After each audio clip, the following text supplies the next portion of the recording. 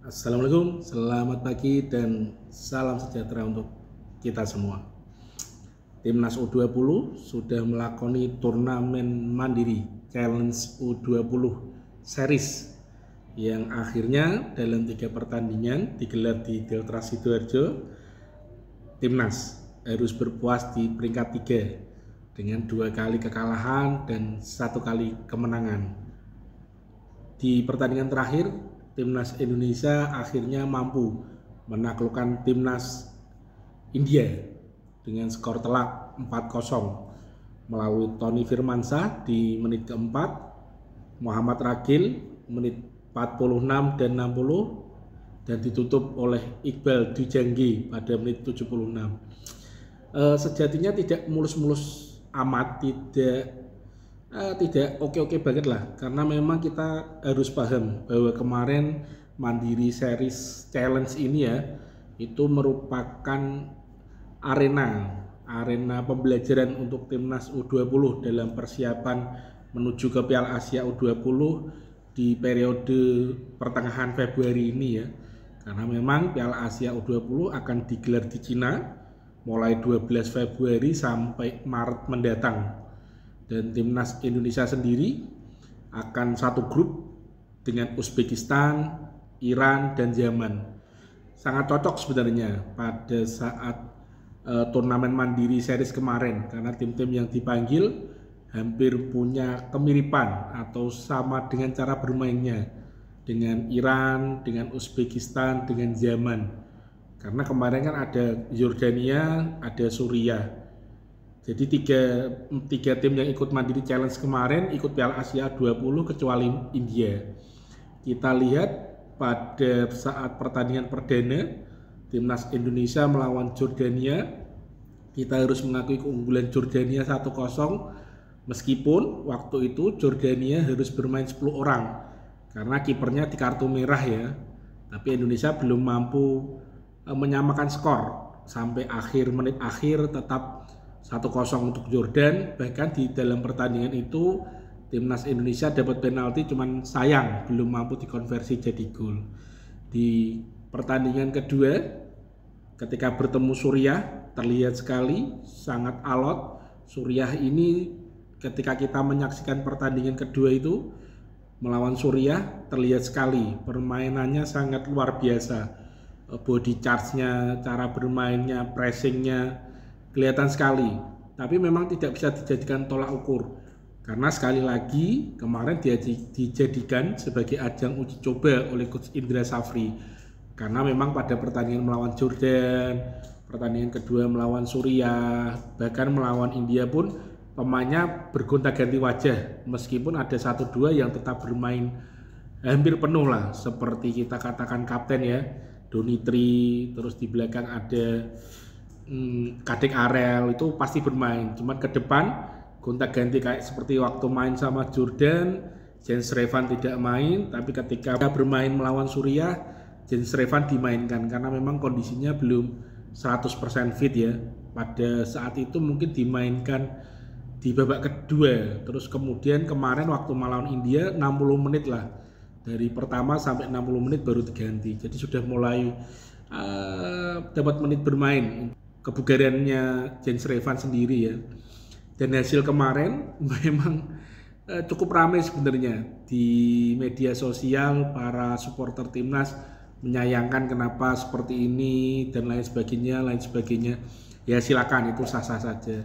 Cuman menurut saya akan lebih cocok untuk kita komentari ketika nanti sudah di kompetisi aslinya, ketika bermain di Timnas U20 Piala Asia 2025 ini di Cina. Kenapa? Karena sejatinya kawah Chandra di Muka kemarin dijadikan untuk berlatih. Tapi peperangannya nanti Februari pertengahan ini, mulai tanggal 13 kita akan bertemu dengan Iran, tanggal 16 kita akan bertemu dengan Uzbekistan, jagoan karena memang juara bertahan Uzbekistan. Dan terakhir tanggal 19 kita akan bertemu Yaman ini kemarin terakhir pertemuan itu ketika di kualifikasi Piala Asia U20 ini, tentunya kita seri waktu itu, dan terlihat sekali permainannya luar biasa Yaman. Kalau masih ingat ya, ketika itu September 2024, kelihatan sekali Yaman mendominasi ya. Meski Indonesia berupaya untuk menyerang, tapi memang keren Yaman waktu itu, dan beruntung kita bisa menyamakan 1-1. Skornya 1-1 dan kita lolos. Itu potret sesungguhnya untuk Piala Asia U20. Kentara seperti ketika kita melawan Zaman di kualifikasi Piala Asia U20. Dan nanti tentunya ketika bertemu Iran, Uzbekistan, dan ketemu Zaman lagi, disitulah kemampuan, kelebihan tim ini bisa dinilai secara utuh. Karena nanti mungkin Coach Indra Safri setelah selesai Mandiri Challenge ini kan kemarin diinformasikan akan diumumkan 23 nama pemain yang akan dibawa ke Cina. Informasinya tanggal 1 Februari diumumkan, cuman dirilis tanggal 2 ya.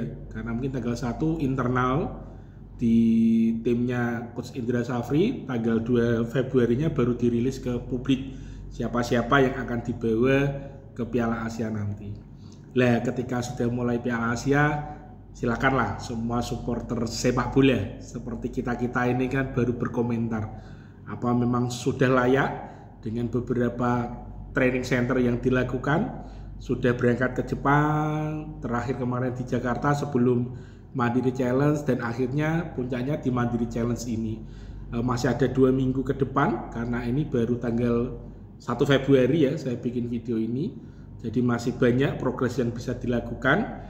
Tapi mungkin ya dalam 1 minggu, karena 13 kita main, mungkin seminggu, 4 hari sebelumnya atau seminggu sudah berangkat ke Cina untuk persiapan di sana. Kita doakan semoga timnas U20 bisa berbicara banyak, karena targetnya tidak main-main dari federasi. Timnas U20 ini ditarget lolos Piala Dunia U20. Rencana Piala Dunia U20 2025 ini diselenggarakan di Chile nanti di medio September lah sampai Oktober, 27 September sampai 19 Oktober 2025. Syaratnya kalau mau ikut Piala Dunia U20, timnas Indonesia U20 harus mampu lolos 4 besar atau lolos semifinal.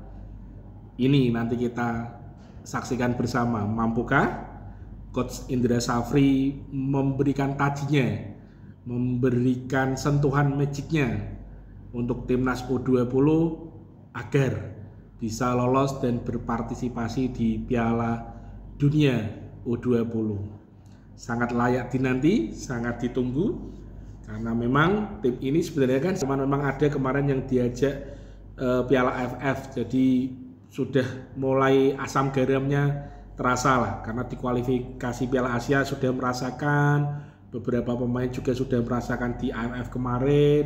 Terus Mandiri Challenge ini juga Kawah Chandra di Muka sudah merasakan persiapan menuju hari hanya, dan memang puncaknya nanti ketika Piala Asia. Jadi kita tunggu saja, mampukah Doni Tri Pamungkas dan kawan-kawan lolos ke Piala Dunia U20.